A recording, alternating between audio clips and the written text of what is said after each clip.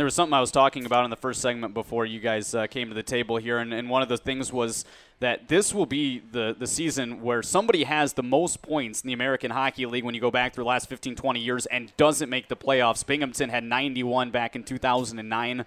But somebody's going to be in fifth place in the entire conference with at least 92, 93, even more points, and they're not going to get in. So what's the mindset when you think about that? Is you try to make sure your team leapfrogs at least Hershey and gets in, but then again leaves Hershey or Providence or somebody on the outside looking in.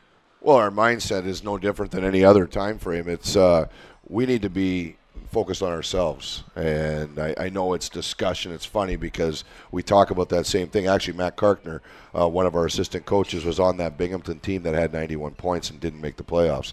And so I said, I don't think I've ever heard of this before. And he goes, yeah, actually it happened to me when I was playing. And sure enough, we went back, looked at all the standings, and he was one of the guys on that particular team.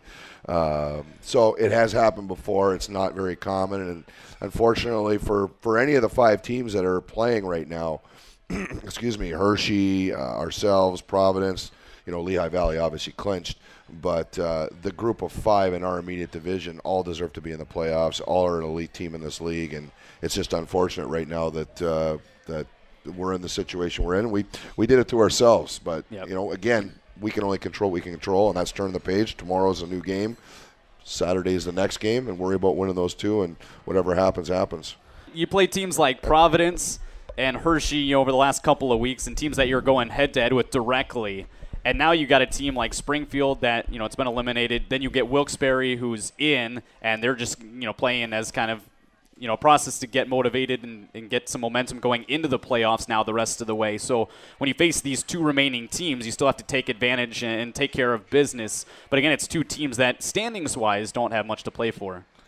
Well, I think every team has something to play for. I mean, obviously you say standings. No, Wilkes-Barre, they want to stay sharp for playoffs. I know when we clinched, my mindset going in is, hey, let's stay sharp. We may rest 1 or 2 guys, but at the end of the day, you have to refine your systems, make sure your special teams are running right, preparing for playoffs. You don't want to go in losing. Yep. And I think that's the mindset. Like Wilkes-Barre, yeah, they've clinched. But at the end of the day, they're going to play hard. They're a great hockey team. They're first place for a reason. They're going to approach, I want to win. So they're challenging games. Springfield, yeah, they don't want to go out losing. They want to finish the year strong, and they want to be known as the spoilers. And that's exactly what they're doing. They beat Providence last night. They played great hockey, and every time we play. So we have 2 huge challenges ahead of us. And, again, it's just focusing on what we do. It really is, and it doesn't matter where they're at, what they're doing. It's how we play and how we perform and how intense we're going to be and ready we're going to be for that game. You're coming off of a 3-2 win against Hartford on Sunday. You got back in the win column. What do you take away from that game in particular? Well, it was nice to get back in the win column. Our guys competed very hard through the course of the weekend. For those of you that didn't see the Providence game that we lost up there, I thought we played very, very hard.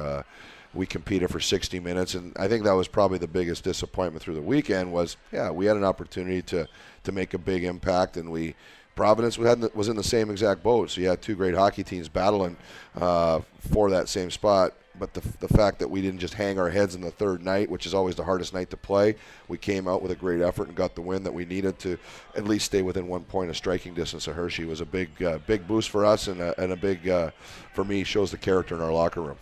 That stretch in the second period of the game in Hartford where you had about 2 minutes and a couple of seconds where you got all 3 goals there right in a row. One from Ryan Pollock, one from Ben Holmstrom on his 30th birthday as the captain, and then also Travis St. Dennis, who returned after missing 16 games due to injury. He gets actually that first goal of the game. How big was that for him to get back in the swing of things, and especially in the goal-scoring department right away? It didn't take him hardly any time. No, I think it was huge for us. I think the fact that that first goal in general was big for us. I think we were pushing, we were really controlling the period, we were dominating, and we weren't getting rewarded with points, and we finally got a shot. Actually, I think DC here shot the puck. Great shot, actually nice one-timer on the fly, on the rush, and Saint went to the net, crashed the net, and got rewarded by going to that hard area. A huge lift for our team and big confidence boost for Saint coming back after being out for a long time, and hopefully he can build on that and these next 2 games get some secondary scoring. We need a lot of guys scoring. We don't just need 1 or 2 guys. We need a whole group of guys scoring to get that scoring spread out. How about that shot, by the way? I think it's one of the better shots on the team. You got Ryan Pollock slap shot. He had his blindfold on. He didn't. No, I think it was fantastic. It's for me, it's one of those things. To one-time a shot while you're moving on a rush, it's kind of an art, and it's timing, and it's a lot of guys can do it, but a lot of guys can't do it right or accurate. And I thought DC did a great job getting that shot off and moving his feet, and that's what we want to see more of. With head coach Brent Thompson and forward Michael Dalcol. Michael, you agree with that? Yeah, I'd say I agree. That you had a blindfold on, or that you was a shot? No, believe it or not, I actually meant to do that. So, yeah, I just got to keep on shooting and hopefully get some more goals this weekend. Yeah, absolutely. As you continue on here with your first professional season, Michael, when you look back, the season's not quite all the way over yet. As far as the regular season goes, still 2 games left. But give me a couple of words to describe, your first pro season here and what you've been through. Anything come to mind? How would you describe it now that you're like a roller coaster ride? I guess I don't know. No, that's fair. Obviously, coming from junior hockey to the AHL, obviously it's one of the toughest leagues to play in the world. So even off the ice in the locker room with much older guys with families and stuff like that. So obviously there's a bit of an adjustment. You're not hanging out with 17-year-old, 18-year-old guys anymore. So that can be a little bit tough at first, but the group of guys in the room were unbelievable to the younger guys like me and Josh, and we had a bunch of rookies, so they welcomed us with open arms, and our leadership group is great, and I think that showed on the ice as well.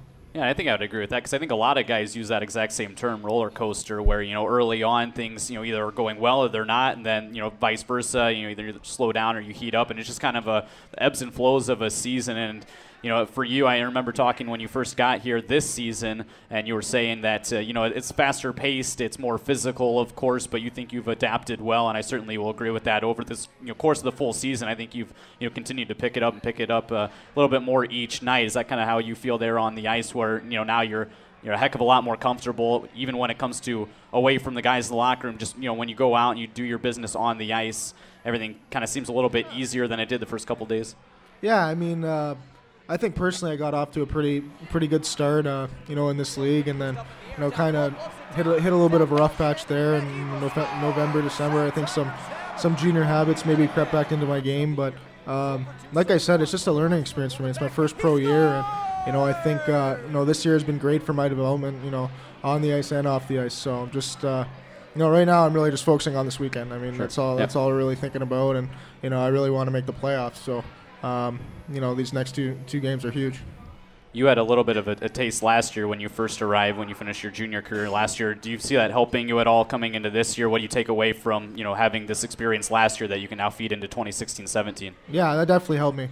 Getting that stint, obviously you don't want to lose out in junior, but getting to play some pro games, at 19 and, just getting a taste up here definitely helped me heading into my last off season last year. And I definitely think that's why, this was probably my best camp ever at the beginning of the year since I've been an Islander. So, yeah, I'd say definitely huge. I think what Michael's done and the improvements that probably a lot of people don't recognize, I think we as a staff have recognized, is play away from the puck, habits that you have to constantly work on, whether it's stick it on the ice or defensive zone habits, stops and starts, moving your feet, high pace.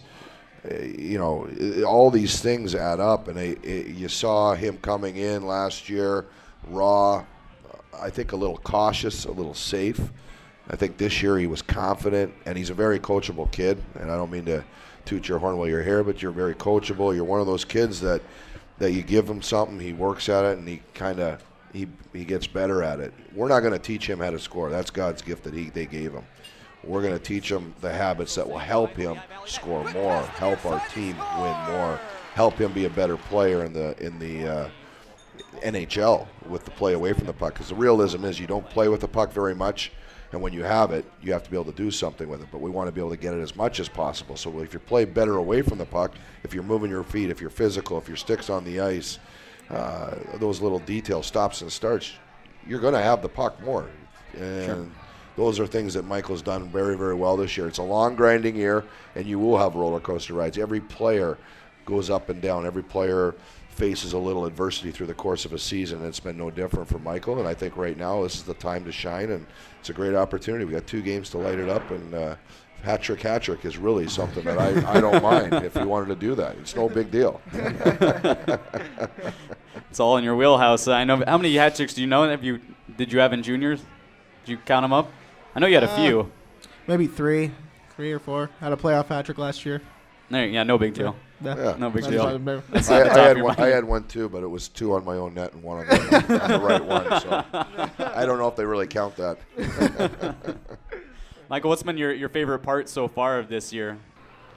I mean, my first pro goal was obviously a special moment. Yeah, it was a nice goal. I don't know if you remember it, but I do. I was playing with Josh, and Josh made an unbelievable play. And with his skill and speed, just get open, and I was able to. He made a really nice saucer pass, kind of batted out of the air back door. So that was definitely special for me.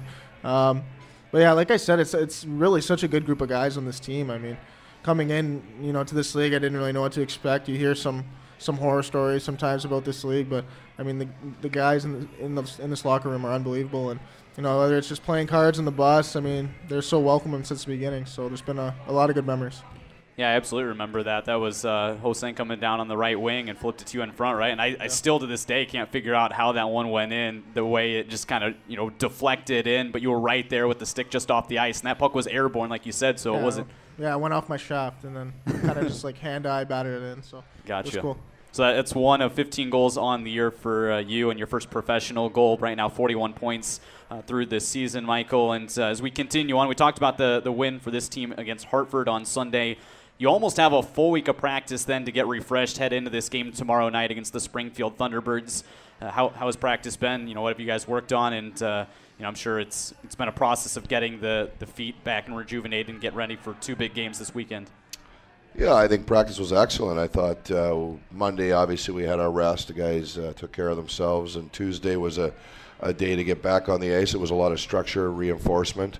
Wednesday, again, we've been doing it with the, finishing 3 games in 3 nights and the grind of the season. We've been giving optionals, which means the guys can come in, do some calisthenics or stretches or whatever, and just kind of keep themselves sharp, or just take the day for rest, a mental refocus day. And then Thursday was another practice. And I thought the guys came in today and were buzzing. I was very, very happy with the tempo, the pace, the energy. This is a great time of year to play hockey.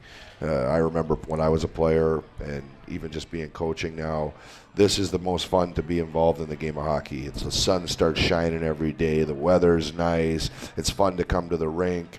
And I certainly want to keep this going for another couple months and enjoy those days. I know that when I played, it was golf, practice, golf and practice, golf and practice, meet with guys at the movie theaters, have some, have some fun, maybe go bowling. It is the time to have fun and enjoy each other and have that camaraderie, and that's where you build that chemistry. We have a great, close-knit team, as Michael said, and I want to see this team do really, really well. I believe there's something special here. Now, what happens is kind of left up to us. We win the 2 games, and then we go from there, and hopefully we can continue this. But practice was outstanding through the course of the week. I was really happy today, especially with the tempo and the pace and the excitement. So expect big things.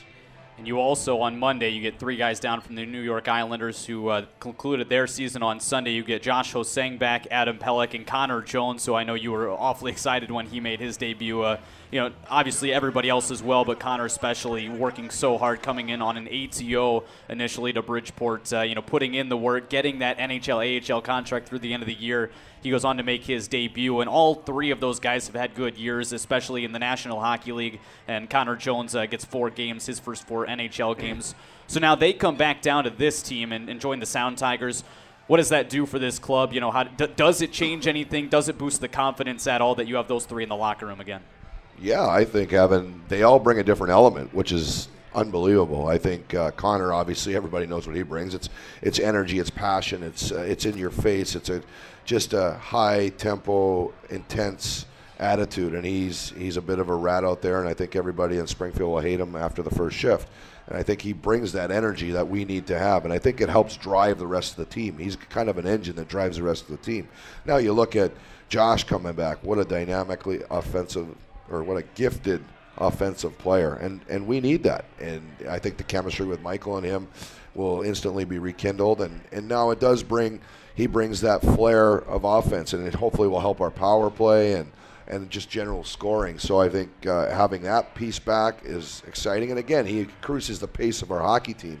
And then we haven't seen a lot of Pelly this year, but Pellich brings that a quiet leadership, rock solid defensive player, moves the puck very, very well, and I think he stabilizes our back end. So all of a sudden you got three huge pieces that haven't been here on a consistent basis through the course of the year, or at least the last part of the year, and that's a huge boost to our hockey team. So I think we can do some damage if we get into the playoffs with this weekend. Yeah, there were some times this year watching Islanders games on TV where it seemed like Adam Pelech was one of the most stable defensive guys back there. You know, I really like his game, and again, there were certain times this year where I thought he was the best D-man out there on the ice. Would you agree with that? I wouldn't argue with you, no. I love to argue with you, but I know you do. But at the end of the day, I think Adam Pelech has got such a bright future. He's such a smart hockey player, positionally sound. He plays the game the right way. He's physically, he plays within himself. He plays his role to a T.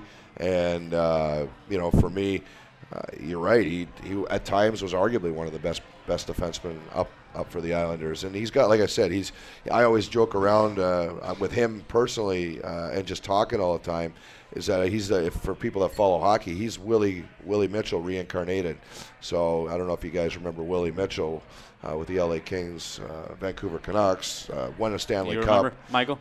Yeah. Outstanding defenseman, and just could do everything right, and was a quiet leader and contributed offensively. And I hopefully, you know, down here with his vision and his offensive gifts, because he does have a real good vision from the blue line, we're going to try him on the power play as well and give him a little look these last couple games pushing forward into playoffs.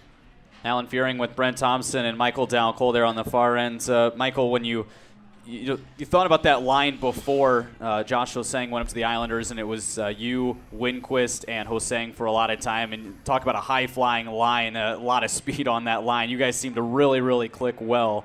You know, what is it about playing with those other two guys when, you know, things are going right? Boy, they really are, and you were able to finish on a lot of those, you know, odd man rushes and even just good scoring chances in general. Yeah, I think Josh brings most of that speed, to be honest. He's flying around out there, and sometimes it's kind of hard to know what he's doing out there. He's so flashy, and you know, when the puck's on his stick, you know, it seems to make things happen, you know, every time he's on the ice. So when you play with a guy like that, like I said, you just really need to get open in the goal scoring areas, and you know, if you do, you know, 9 times out of 10 he's going to find you. And you know, obviously playing with Winquist, we gained some chemistry there, and we're able to obviously put up some good numbers. So having him back in the lineup for us, I think, is huge. You know, he's great in the power play, and you know, his vision is second to none. So looking forward to playing with him again, and like I said, hopefully we can gain some chemistry this weekend and score some goals. Clearly, both of you guys have a lot of talent, both first-round draft picks.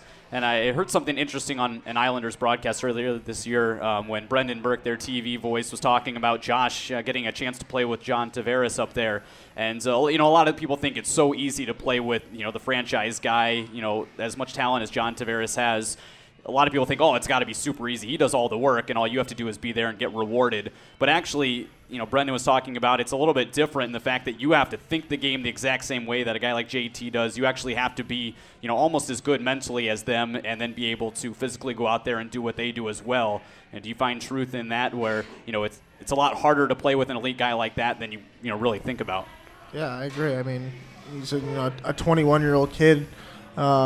You know, getting put into the lineup in his first NHL games, and he's playing with, you know, arguably at least a top 3 forward, maybe in the entire world. So, I mean, you're gonna have to be able to think with, you know, a guy as creative as JT, and I don't think it's that easy. So I don't know who said that, but obviously Josh stepped in there, and you know, he did so well every time I watched him play.